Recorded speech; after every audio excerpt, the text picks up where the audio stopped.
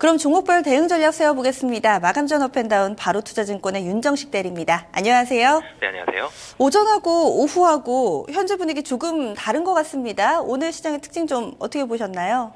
네, 오늘 시장 같은 경우는 이제 조금 쉬어가는 시장 예상을 했었는데 사실 수급 자체는 지수는 조금 쉬어가지만 수급 자체 상당히 좋고요. 그리고 지수도 좀 좋은 모습들 지금 오후장 지금 한 2시 정도 들어서 올라가고 있습니다. 이런 부분들 본다면 상당히 좀 긍정적인 흐름이다라고 보여지고요. 외국인들이 상당히 많이 삽니다. 3천억 넘게 사고 있고 대형주가 2,300억 정도 대형주들 시가총액 상위주들 종목들 위주로 사고 있기 때문에 이 시장 자체 상당히 좀 분위기는 괜찮다라고 보시면 될 것 같습니다. 네, 오늘 상승 종목 쪽부터 보겠습니다. 반가운 종목들이 좀 있습니다. 건설이랑 조선이 좀 대표적인 것 같은데요.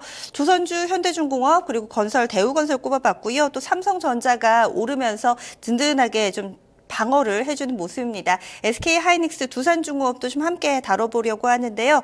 먼저 삼성전자, 오늘 장에서도 한 1% 정도 오르면서 120만 원권 위에서도 순항하고 있는데요. 어떻게 보시나요?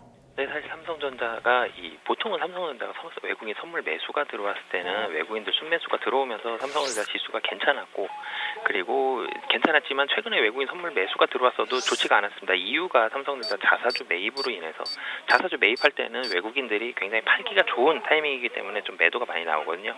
그런 부분이 맞서면서 삼성전자 주가가 좀 지지부진했었는데 이 긍정적인 부분은 3거래일 연속 외국인 순매수가 들어오면서 삼성전자 주가가 오르고 있습니다. 이런 부분들 이제는 삼성전자의 자사주 매입으로 인한 외국인들의 순매도 얼추 마무리됐다라고 보시면 될 것 같고요. 그렇기 때문에 이 120만 원 밑에서는 사실은 상당히 좀 밸류에이션적으로 많이 싼 편이기 때문에 여기서는 외국인들 충분히 매력을 느꼈다라고 보여지고 위쪽으로 충분히 업사이드가 있다라고 보여집니다. 물론 이제 휴대폰 쪽에 있어서의 실적은 확인을 해봐야 되겠지만 외국인들의 매수세가 3거래일 연속이 됐다라는 부분은 삼성전자에 그리고 국내 시장에 상당히 긍정적인 부분이다라고 보시면 될 것 같습니다. 조선주 중에서는 현대중공업 보겠습니다. 현재 한 4% 정도 상승 흐름 나타내고 있는데요. 어떻게 대응해 볼까요? 네, 사실은 이란 모멘텀이다라고 보시면 될 것 같습니다. 국내에 조선도 그렇고 건설도 그렇고 좀 눈물을 많이 줬던 그런 부분이었었는데 이란 쪽에 있어서의 그런 긍정적인 부분들이 조선주도 그렇고 특히 건설주들 상당히 좀 많이 올려주고 있습니다. 이 현대중공업 같은 경우는 밸류에이션 매력이 상당히 좀 컸기 때문에 여러 가지 악재가 많이 나오다가 1월 한 20일경부터 해서 주가가 빠르게 오르고 있습니다. 8만 원 정도부터 시작해서 금일 11만 원까지 올랐으니까 한 30% 정도 올랐다라고 보여지는데 단기간에 많이 올랐다라는 부담도 있을 수 있겠지만 워낙 많이 떨어졌습니다. 30만 원대에서 움직이던 주가가 많이 떨어졌기 때문에 이런 부분들 단기적으로는 충분히 좀 매력이 있다라고 이렇게 보여지고요. 하지만 11만 원 정도에서는 조금의 저항은 좀 걸릴 것 같습니다. 차트상으로 본다면 이 저항선이 작용을 하고 있기 때문에 이 가격 정도에서는 시간은 조금 걸릴 수 있다. 하지만 하방보다는 상방에 대한 수급이라든지 밸류에이션 매력이라든지 이런 부분들이 훨씬 좀 강하다라고 보시면 될 것 같습니다. 현대중공업 이동평균선의 저항 얘기해 주셨는데 건설주, 대우건설주는 좀 비슷한 모습인 것 같습니다. 오늘 120일 이동평균선 근처 터치하고 나서는 쉽게 뚫지를 못하거든요. 어떻게 보세요? 비슷한 의견이세요? 네, 사실은 121선 생명선이라고도 하죠. 121선이 밑으로도 위로도 뚫기가 가장 힘든 선 중에 하나입니다. 121선 금일 부딪히고 밑으로 내려갈 수도 있겠지만 121선까지 왔다는 부분 그리고 금일 121선까지 올린 게 외국인과 투신 그리고 연기금이라는 점을 본다면 여기서는 밀리더라도 향후에 단기 안에 다시 위로 갈 가능성이 훨씬 좀 높다라는 것을 수급적으로 의미를 하고 있고요. 사실 121선이 공교롭게도 겹치고 있습니다. 2015년도에는 지지선으로 작용했던 부분이 지금 6천 원 정도의 가격이거든요. 이런 부분들 본다면 여기에서는 매물이 좀 나올 수는 있겠지만 외국인의 강한 수급, 상방에 대한 부분들을 조금 더 가능성을 높여주고 있다라고 보시면 될 것 같습니다. 하락 종목으로 넘어가겠습니다. 단기에 많이 올랐던 정유나 화학 그리고 한국전력을 비롯한 종목들 코스닥에서는 IT주들 좀 부진한데요. 대표적으로 롯데케미칼 있고요. 현대차도 오늘 마이너스권 내 흐름입니다. AP시스템 오늘 약세 좀 많은 분들이 좀 관심 있게 보시는 것 같고요. 건설주 전반적으로 강하지만 현대산업은 다소 소외됐고 삼성 SDI도 부진한 모습입니다. 먼저 화학주 가운데서 롯데케미칼입니다. 차익 매물 나오면서 좀 조정받고 있는데 일시적인 흐름으로 보세요? 아니면 단기 시세 꺾였다고 판단하시나요?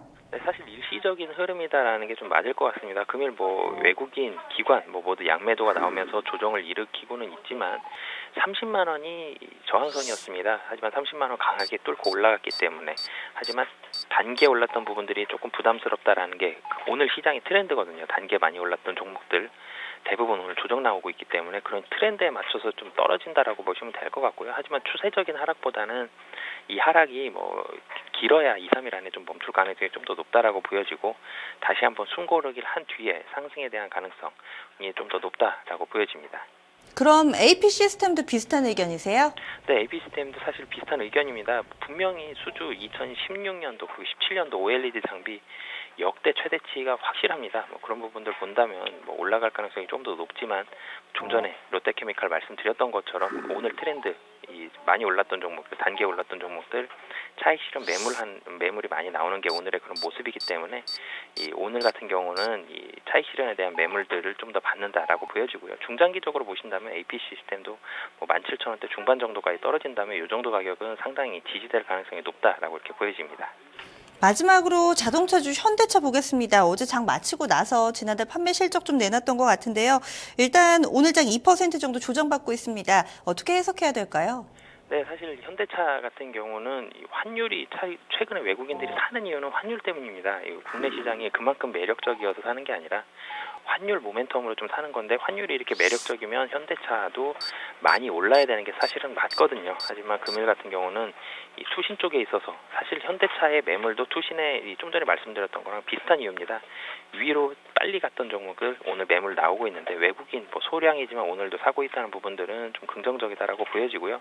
외국인들이 이렇게 환율 모멘텀으로 인해서 계속 산다면은 국내 시장은 좀 든든한 수급이 될 수 있을 것 같습니다.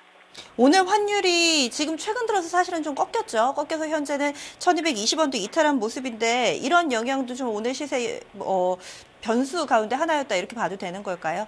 네, 사실 환율이 꺾였다고 하더라도 그래도 1,200원 이상입니다. 그런데 본다면은 1,230원 정도 좀 상단으로 보고 있는 것 같고요. 그리고 1,200원대 정도만 되더라도 외국인들은 원화가 향후에는 더 강세가 될 가능성이 높다라고 판단을 하고 있기 때문에 단기적으로 한 10원 정도 변했다고 하더라도 환율에 있어서는 아직까지는 분명히 긍정적인 모멘텀이 있다라고 보여지고요. 그리고 그런 부분들을 외국인들의 수급이 뒷받침하고 있기 때문에 금일 같은 경우는 외국인의 매수세가 아침부터 지금까지 끊임없이 늘어가는 이유가 환율에 대한 그런 모멘텀이다라고 보시면 될 것 같습니다. 그렇기 때문에 지난달까지는 유가를 중점적으로 보면서 시장을 판단했다는 이제는 환율을 보면서 국내 시장을 외국인 수급과 함께 판단하시는 게 조금 안정적이고 시장 판단하시는 데 도움이 많이 될 것 같습니다. 그렇군요. 주식구간대 접어들면서 코스피 코스닥이 나란히 이제 조금 더 탄력이 커지고 있는 모습인데요. 마감 앞두고 어떻게 대응해 볼까요? 네, 좀 전 말씀드렸던 것처럼 환율 계속 주목을 하셨으면 좋겠고요. 원화가 단기에 크게 변동할 가능성이 지금 현재로서는 크지가 않습니다. 그렇게 본다라면은 환율 1,200원대에서 버텨준다면 외국인의 큰 폭의 차익 매물이 단기적으로 나올 가능성은 좀 적어 보이고요. 그렇게 따진다면 국내 대형주들이 든든하게 버텨주면서 여기에서 이번에 오르고 있는 제약바이오처럼 개별 종목들이 다시 한번 올라갈 수 있는 그런 개인 투자자들이 좀 좋아할 수 있는 장이 펼쳐질 가능성이 높기 때문에 이 개별 종목들 환율과 상관없는 종목이라도 하더라도 시장의 방향성을 위해서 환율에 주목하시면서 시장을 보셨으면 좋겠습니다. 미묘한 이제 변화가 좀 포착되는 것 같습니다. 유가에서는 이제는 어느 정도 환율 쪽으로 관심의 무게중심이 옮겨가고 있는 것 같네요. 오늘 말씀 고맙습니다. 네, 감사합니다. 마감 전 업앤다운 바로투자증권의 윤정식 대리였습니다.